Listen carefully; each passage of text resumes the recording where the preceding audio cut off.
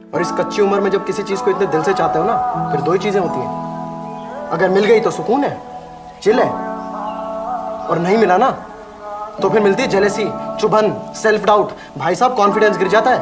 80% select होते हैं ना महेश्वरी के 3 बैच से, तो 20% नहीं भी होते हैं। 10 लाख बच्चे बैठते हैं, 10,000 बच्चों का सिलेक्शन होता है, 9,90,000 बच्चे,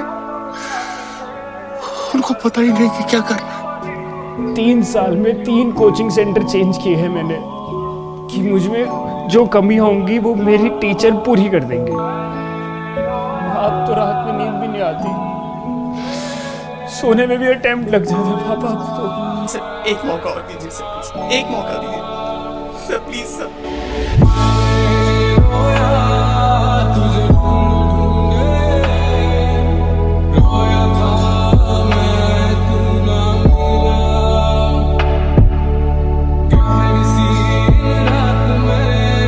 वॉर में सोल्जर्स लड़ते हैं, एक साइड जीतता है, एक साइड हार जाता है। और वॉर में हारने वाले वॉरियर्स कहलाते हैं, लूजर्स नहीं। तो हम वर्थलेस बिल्कुल भी नहीं। आई बात समझ?